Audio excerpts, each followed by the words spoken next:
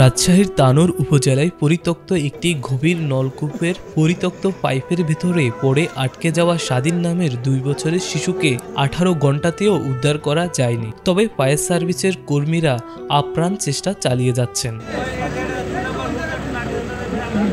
এর আগে বুধবার দুপুরে স্বাধীন নামে 2 বছরের এক শিশু উপজেলার 5 নম্বর ইউনিয়নের কুইলহাট গ্রামে হঠাৎ করে 35 ফুট গভীর নলকূপে পড়ে যায়।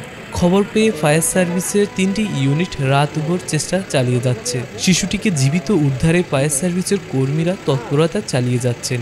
গর্তের ভিতরে দেওয়া হচ্ছে অক্সিজেন, এছাড়াও পাইপের চারপাশ দিয়ে মাটি খোঁড়াও হচ্ছে।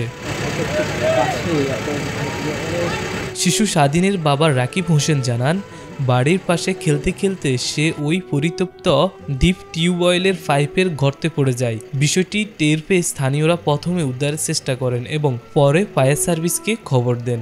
গত বছর সেখানে ডিপ টিউবওয়েল বসানোর জন্য বোরিং করা হয়, তবে পানির লেয়ার না পাওয়ায় পাইপ তুলে নেওয়া হয়।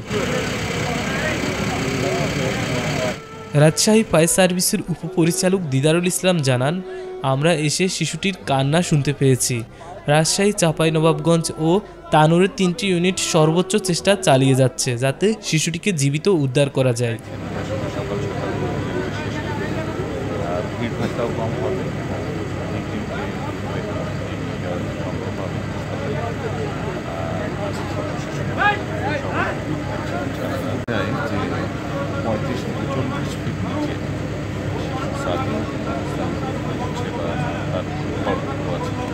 আগে অবশ্যই স্পষ্ট কর্মীরা অভিযান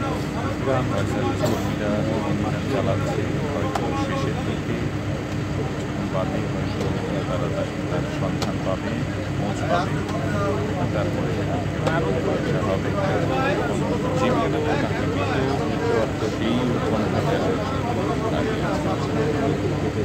প্রচুর মানুষ ভোরবেলা